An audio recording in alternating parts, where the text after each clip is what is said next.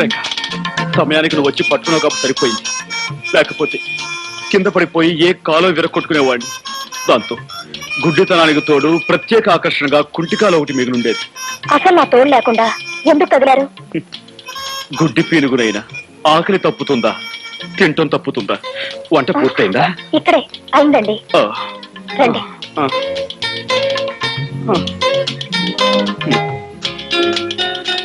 అయ్యో, గుడ్డి వధవని మళ్ళీ కిందతో పడేశాను. అయ్యో ప్లీజ్ మీరు కదలకండి, నేను అన్నం కలిపి పెడతాను. రేఖ, నీకు చాలా శ్రమిస్తున్నాను. నువ్వు నాకు ముద్దలు కలిపి పెడుతున్నావు, పట్టుకు నడిపిస్తున్నావు, స్నానం చేయిస్తున్నావు, తల దూవుతున్నావు. ఇవన్నీ నీ చేత. ఇంకెన్నాళ్ళు? 4 రోజులేగా. అంతేనంటావా? దేవతలంటే నీ నీడలో నా జీవితాంతం గడపవలసి వచ్చిన సంతోషమే. ఏమిటది? నేను నొక్కుతున్న బుక్క? అవునండి. గుడ్డి వేధవని ఏం చేస్తున్నానో నాకే తెలియటం లేదు. ఐఎమ్ సారీ అండి. పర్వాలేదండి. పర్వాలేదంటారా? అన్నం తినండి.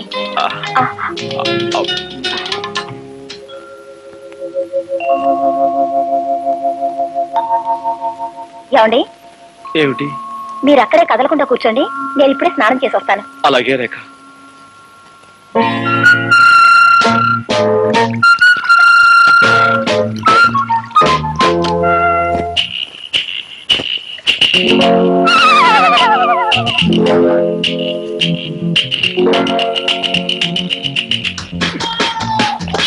అయ్యో, నన్ను రక్షించండి, నన్ను కాపాడండి. ఏమండి? అయ్యో, హెల్ప్ హెల్ప్ హెల్ప్!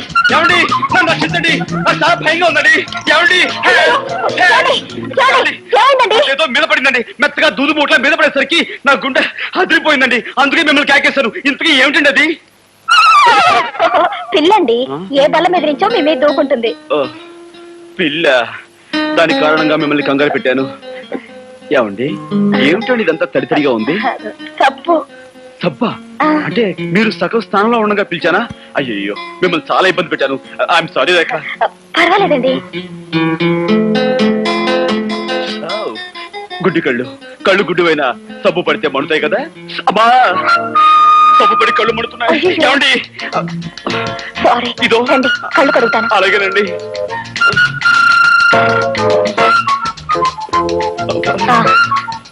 తిరగండి.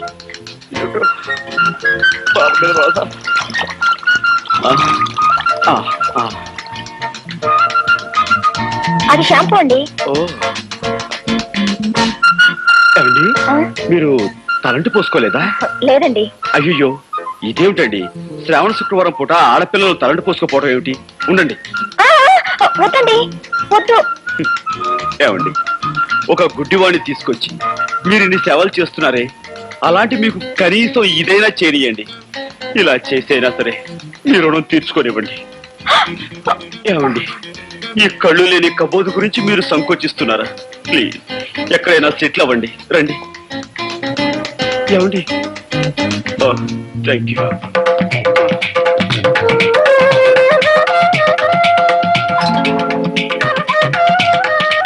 ఏమండి, ఇంతకు ముందెప్పుడు అమ్మాయిలకు తలంటు స్నానం చేయించలేదు. కరెక్ట్ ప్లేస్ లోనే చేస్తున్నాను కదా. ఏమండి, మీరు చారల టవల్ కట్టుకున్నట్టున్నారే, అదే ఆకుపచ్చ, పసుపచ్చ, తెల్ల చారలది. ఇదేమిటండి పిన్నిస్లా ఉంది? బుజ్జిముండా, పందెం కాసి నన్ను 3 సార్లు వెర్రి వ్యధం చేస్తావా? ఏ తండ్రి కూతురుతో చెప్పుకోలేని నా ఛాలెంజ్ ఏమిటో తెలుసా? నీకు ఈ విధంగా తలంటు స్నానం చేయించడం. అంటే మీకు అంత కనిపిస్తుందా? ఆహా, ఇన్నాళ్ళు అన్ని 3D ఎఫెక్ట్ లో చూస్తూనే ఉన్నాను.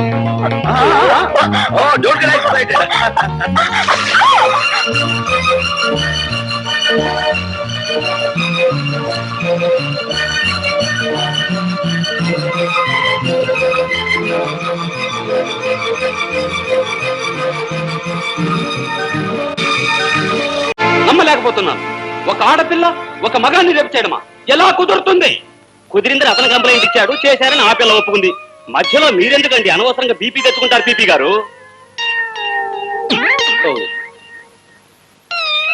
బాబు, ఇవి నక్షత్రాల్లో ఉన్నాయి. డాక్టర్, ఆమె నా మానాన్ని అతి దారుణంగా దోచుకునే సమయంలో ఆమె చేతుగోళ్లు నా భుజంలోకి దిగబడ్డాయి. కావాలంటే నా పేక మీద చూడండి, దంతక్షతాలు కూడా ఉంటాయి. కొరికిసిందా? అవును డాక్టర్, పెళ్లి కావలసిన వాణ్ణి, ఆస్కలిత బ్రహ్మచారిని, నీకు తమ్ముళ్ళంటి వాణ్ణి నా మానాన్ని దోచుకోవద్దని ఎంత బ్రతిమిలాడినా, ఎంత ప్రాధాయపడినా ఆమె నా మాట వినిపించుకోకుండా. ఆడపిల్ల మగవాణ్ణి రేపు చేయడం ఏమిటయ్యా? చాలా విచిత్రంగా ఉందే. అదెలా సాధ్యం? ఎలాగంటే ఆ సృష్టి కార్యం జరగడానికి నువ్వు సంసిద్ధుడు అయ్యావు అంటే నీకు స్పందించే ఉండాలి మనస్సు. నువ్వు సంసిద్ధుడు కాకపోతే ఆ సృష్టి కార్యం జరగదనే చెప్పాలి. నువ్వు సంసిద్ధుడు అయ్యి ఆ కార్యం జరిగిందంటే అది బలాత్కారం కింద రాదే. లాయర్ గారు, అరిటాకులు అంటే నా జీవితాన్ని ముళ్ళు లాంటి ఆడపిల్ల ముక్కలు చెక్కలు చేసిన తర్వాత కూడా మీరు ఇలా మాట్లాడడం చాలా అన్యాయం. ఇన్స్పెక్టర్, మీరు ఫోన్లో చెప్పింది నిజమేనా? అవును సార్, పట్టపగలు పార్కులో మీ అమ్మాయి గారు ఆయన్ని మానభంగం చేశారండి. What rubbish talking? అయ్యా, ఈయన భుజాల మీదున్న నక్షతాలతోనూ ఈయన పీక మీదున్న దంతక్షతాలతోనూ మీ అమ్మాయి గోళ్ళు పళ్ళు పరికించి చూడగా ఎంత ట్యాలీ అయితే మాత్రం అమ్మాయి అబ్బాయిని రేపు చేయటం సార్, పీకే నాలాంటి పెళ్లికి ఎదిగిన కొడుకుండి వాడు అతి దారుణంగా బలాత్కరించబడి ఉంటే అప్పుడు మీకు తెలిసొచ్చేదండి. పెళ్లి కాని పవిత్రమైన అస్కలిత బ్రహ్మచారిని ఇలా పాడైపోతే తలెత్తుకుని ఎలా తిరిగేది, సమాజంలో ఎలా బ్రతికేది? కావాలంటే అందుకు ప్రత్యక్ష సాక్షులు ఉన్నారు. అవును బాబు, ఆ పిల్ల అబ్బాయి మీద కురికి చొక్కా లాగేసి ప్యాంటు పీకేస్తూ తుప్పల పక్కకు తోసిపోయిందండి. ఈ అబ్బాయి అరుపులు, ఆ తుప్పలు కదిలిపోవడం నా కళ్ళలో చూసామండి. ఈ రోజుల్లో మగవాడి మానానికి భద్రత లేకుండా పోయిందండి. ఏమిటమ్మా ఇది? నిజమా? అవును డాడీ. కర్మ, ఎందుకు చేసావు అలాంటి పని? డాడీ, యాపిల్ పండు లాంటి అతన్ని చూడగానే నన్ను నేను నిగ్రహించుకోలేకపోయాను. ఆవేశంలో అలా రెచ్చిపోయాను. జరిగిన దానికి నన్ను మన్నించండి. ఒక కన్నె పిల్లవాడిని దయా దాక్షిణ్యాలు లేకుండా ఆడదన్న అహంకారంతో అతి దారుణంగా మానభంగం చేసిన ఈ నీచురాల్ని వదిలిపెట్టాను. ఏమైనా సరే కోర్టుకి ఇడుస్తానని కోల్పోయిన నా బ్రహ్మచర్యం మీద ప్రమాణం చేసి చెప్తున్నాను. Thank you doctor. సాక్షులు రండి. ఆకాశవాణి ఇంకా కొద్దిసేపట్లో ఎన్నికల ఫలితాల ప్రత్యేక ప్రసారం వింటారు.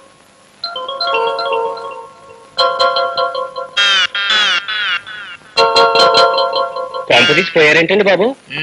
పాపి చిరాయి అన్నారు, ఆయన ఎందుకు పోతాడండి? మరి కాలు చేతులు ఆటలేదు. అయితే శ్వాస కూడా ఆటలేదండి బాబు.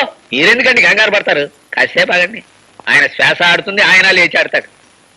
ఇప్పటి వరకు జరిగిన ఓట్ల లెక్కింపులో కత్తి గుర్తు అభ్యర్థి శ్రీ దామోదరం గారు సుత్తి గుర్తు అభ్యర్థి రాజారావు గారి కంటే 800 ఓట్ల లీడింగ్ లో ఉన్నారు.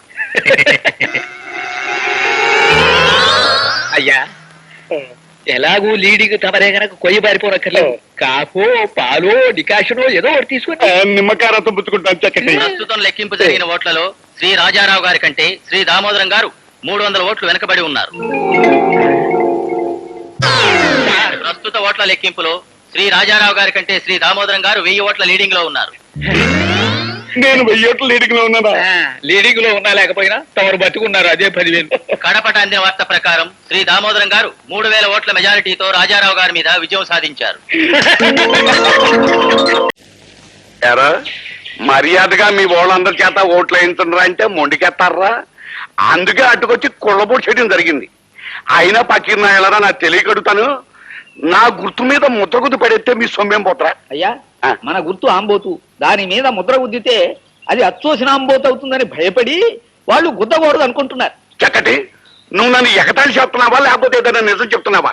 ఎవరైనా చెప్పాయంటే ఇరిగిపోతుంది నాడు. అబ్బా, ఎలక్షన్లు ముందెట్టుకుని చీప్ డిస్కషన్లు ఏంటి? అసలు పాయింట్ కి రావాలి కదా. ఇదిగో, మీరు వెనకటికి ఎప్పుడో నా దగ్గర చిల్లర అప్పులు తీసుకున్నారు. వడ్డీ చక్ర వడ్డీ ప్రకారం అవి అంటురోగంలా పెరిగి 100,000, 1000 అయ్యాయి. ఆ సంగతి మీరంతా మర్చిపోయినా ఆ ప్రాంసరీ నోట్లు నా దగ్గర ఉన్నాయి. మరి నా అప్పు తీర్చమన్నే పట్టాను అంటే మీ కొంప, గోడు, చెంబు, తప్పాడ, మీ పిల్లని తాళిబొట్టు ఇచ్చేయటమే కాకుండా మీ పిల్లల్ని రాళ్ళు రప్పలు కొట్టే వాళ్ళ కింద నాకు అప్పచెప్పాల్సి ఉంటుంది. అంచేత మీరు అందుకు సిద్ధపడతారా? నేను చెప్పినట్టు మా ఆంబోతుకి ఓటేస్తారా? ఆంబోదు నన్ను చూపెట్టావటయ్యా. ఆంబోదు గుర్తుకొని చెప్పయ్యా. తమరన్నా తమరు గుర్తున్నా ఒకటే సార్. అలాగా? అంచేత మీరు నా అప్పు తీర్చడానికి అన్ని ఇచ్చేసి పకీర్లు అయిపోతారు. నేను చెప్పినట్టు ఓట్లేస్తారో తేల్చుకోండి. ఈ ఒకటానికి వేయండి అయ్యా. మళ్ళీ 5 ఏళ్ళ వరకు మీ జోలికి వచ్చినా మీకు కనిపించినా నన్ను చెప్పు తీసుకోకండి. వాళ్ళని ఆలోచించుకొని అయ్యా మగడా. ఆలోచించుకోండి.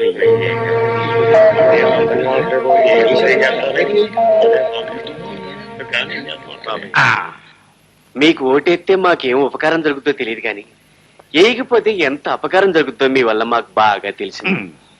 మీరు చెప్పినట్టుగానే మేము మా వాళ్ళంతా మీకే ఓటేస్తాం బాబు, మీకే ఓటేస్తాం. అది ఎండన్ గా ఉంది నీ మాట. అది కాదయ్యా, ఇప్పుడు అడ్డగా చెప్పి రేపు ఆ పోలు గదో దూరి ఎవరు చూడలేదు కదా అని నా ఆంబోతులు తెలిసి మరో గాడ్డు మీద కుదిరితే నేనేమైపోవాలి. నేను ఒప్పుకున్నాయ్యా. అందుకే అక్కడ దేవుడు ఉన్నాడు. మీరంతా మా అంబోతుకే ఓటేస్తామని ఆ దేవుడి మీద ప్రమాణకం చేసి మరీ చెప్పాలి. పదండి. ఇదిగో, మీరంతా ఈ ఆంజనేయుడి పాదాల మీద ప్రమాణకం చేసి మా అంబోతుకే ఓటేస్తామని చెప్పాలి. కానివ్వండి.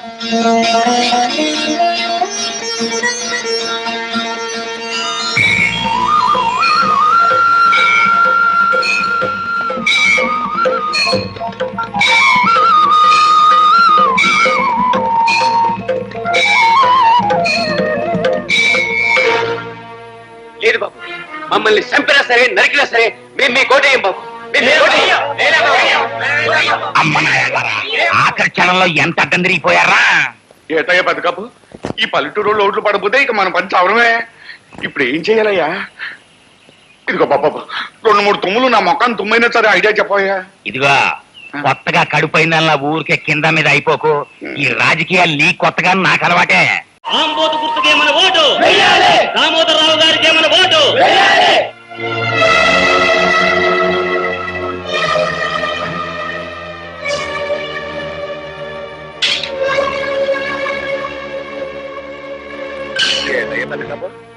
ఓట్లు ఆడటానికి వస్తే ఇళ్లలో దూరి తలుపులేసుకుంటారేంటి? మనల్ని ఏమన్నా కుట్టోళ్ళు అనుకున్నారా, ముట్టోళ్ళు అనుకున్నారా? వాళ్ళని చూస్తే పారిపోరు సార్, ఉన్నంతలో దానాధర్మాలు చేస్తారు. మనల్ని చూస్తే బందిపోడు దొంగలు అనిపించి ఉండాలి. అందుకే నార్మల్ ఈ ఎలక్షన్ ప్రచారానికి వచ్చిన నాయకులు డాకు నాయలాగా కనిపించడం ఏంటయ్యా? ఏటా బతుకప్ప, ఏంటోనయ్యా నాకు బొత్తిగా అర్థం కావట్లేదు. వెనకటి రోజుల్లోనే క్యాండిడేట్ని తీసుకొస్తే మేళతాళాలతో బ్రహ్మాండంగా రిసీవింగ్ చేసుకునేవారు. మరి నువ్వు మానభంగాలు చేయడానికి వచ్చిన దుర్మార్గుల్లా కనపడుతున్నావో ఏంటో. తలుపులు మూసుకుంటున్నారు. ఓ పని చెప్తావు ఏంటి? వెనక వైపుకి వెళ్ళి గోడలు కోట్లు అప్పుడు ఖచ్చితంగా బందిపోటే అనుకుంటారు నేను. దానికన్నా గొంతెత్తి దీనంగా ఏడ్చి అడుక్కోవటమే ఎంటెన్గా ఉంటది. అమ్మలారా, బాబులారా, ఓట్లు దానం చేయించండి బాబు. పాపం పదవి లేక మా దామోదరం బాబు నకనకలాడిపోతున్నాడు. మీ ఇంట్లో ఓట్లన్నీ మాకే ధర్మం చేయండి బాబు. అడుక్కుంటాం అంటే మరీ అలా ముట్టోళ్ళకి అడుక్కుంటాం కదయ్యా. నువ్వు ఆపు. పెద్దలారా, మీ పవిత్రమైన ఓటు నాకే అనగా ఈ ఆంబోటుగా వేసి నన్ను గెలిపించవలసిందిగా మిమ్మల్ని అందరినీ గెలిపించాలి. ఇదిగో జగన్నాథం, నీకు ఆ సూపరింటెండెంట్ ఉద్యోగం ఇప్పించినందుకు ఇప్పుడు దాకా నువ్వు చేయించింది ఏంటయ్యా? కాకి బట్టలు వేసుకుని లాఠీ కరుపుచ్చుకుని దొంగనాయని కొళ్ళ పొడిచావు అంతే కదా? అవకాశం అనుకూలించకపోతే నేను మాత్రం ఏం చేయగలను చెప్పండి. నేను మాట చెప్తా, తలకాయలు దగ్గర పెట్టండి. వారింటి తగలయ్యా, మాడి చెప్తానని ఆవిడ పేల్చినట్టు మా మొఖం దుంపుతావేటయ్యా అపచకనం కూడాను. ఇదిగో నా తుమ్మునట్ట తిట్టబాకయ్యా. అదెంత జయప్రదమైంది అంటే పెళ్లిళ్లలో ముందు నా చేత తుమ్మించుకుని ఆ తర్వాతే మంగళసూత్రం కట్టిస్తారు. సర్లే, పల్లెటూరు నుంచి నిన్ను పానిగట్టుకు రప్పించుకుంది ఈ ఎలక్షన్ వ్యవహారంలో మాకు సాయంగా ఉంటావని కానీ నీ తుమ్ములు చరిత్ర చెప్పి మా మట్టి పోగొట్టావని కాదు. ఎందుకు ఏంటంటావు చెప్పు. ఆ భీమరాజు గారిని నువ్వు బయటికి రప్పించలేకపోతే ఎలక్షన్లో నువ్వు చవరం అయిపోతావు. నిన్ను నమ్ముకున్న మేమంతా డెప్పు కొట్టించుకుంటాం.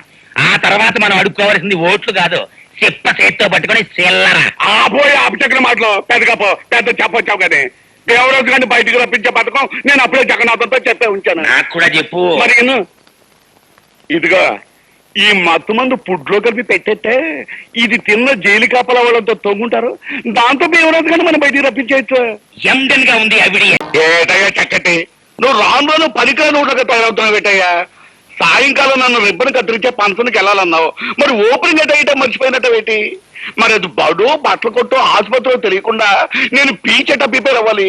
ఆ సాయంకాలం అలా వచ్చేస్తారు, కారు ఎక్కిచ్చేస్తారు, కత్తిరి చెరికిచ్చేస్తారు. అక్కడ నేనేం మాట్లాడాలి? మేమే తత్తే అనాలా? సార్ అంటానికి మీరు మోగలదా? నేను ఎదవా? మాట వరుసగా. అయినా నాలాంటి వాడు సెక్రటరీగా ఉండగా మీకు దిగులేటండి. తెలివిగా నేను మీకు స్పీచ్ తయారు చేశాను.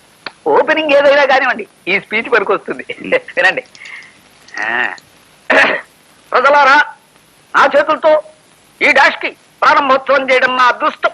డాచా అదేనండి, ఆ డాష్ లో అది బడైతే బడేనేస్తారు, ఆసుపత్రి అయితే ఆసుపత్రి అనేస్తారు. అమ్మ చక్కటి ఏటి తెలియట్లా చదువుతాడు. ప్రతి మనిషికి ఆడైనా మగైనా సరే ఈ డాష్ తో చాలా అవసరం. ఒక దేశ భవిష్యత్తు ఇలాంటి డాష్ల మీదే ఆధారపడి ఉంటుందని మనవి చేస్తున్నాను. ప్రతి ఇల్లు ఒక డాష్ అవ్వాలి. ప్రతి వాళ్ళు ఆడామగా తేడా లేకుండా ఈ డాష్ నేను నడపాలి. ఒక రకంగా చెప్పాలంటే నేను రాజకీయాల్లోకి రాకపోయి ఉంటే ఇలాంటి డాషుల్ని నడుపుకుంటూనే జీవితం గడిపేవాడినని మరోసారి మనవి చేసుకుంటున్నాను. బాగుందయ్యా, చాలా బాగుంది. సార్ సార్, ఇవాళ ఓపెనింగ్ సెరమనీ ప్రోగ్రాం తాలూకు కార్డు దొరికింది సార్. చూసారా, ఇప్పుడు అది ఏదైతే అది ఈ డాషుల్లో పెట్టి స్పీచ్ ఇచ్చేసారు అనుకోండి, చప్పట్లు చప్పట్లు.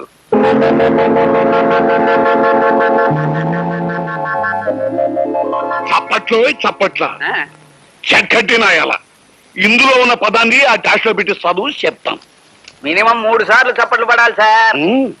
ప్రజలారా, మా చేతులతో ఈ మంగళ షాపుకి ప్రారంభోత్సవం చేయడం నా అదృష్టం. ప్రతి మనిషికి ఆడైనా మగైనా సరే ఈ మంగళ షాప్ చాలా అవసరం. ఒక దేశ భవిష్యత్తు ఇలాంటి మంగళ షాపుల మీదే ఆధారపడి ఉంటుందని మన పూర్తిగా చదువు, లేకపోతే నిన్ను చంపేస్తాను. ప్రతి ఇల్లు ఓ మంగళ షాప్ అవ్వాలి. ప్రతి వాళ్ళు ఆడా మగ తేడా లేకుండా ఈ మంగళ షాపులు నడపాలి. ఒక రకంగా చెప్పాలంటే నేను రాజకీయాల్లోకి రాకపోయింటే నన్ను క్షమించండి సార్, నేను చదవలేదు. అక్కర్లేదు, వాళ్ళే ఎట్టకు చదవనివ్వరు. నిన్ను తగలట్ట నీ మాటలు నమ్మి ఆ ఊపిరిలో చదివించుంటే చప్పట్లో కాదు.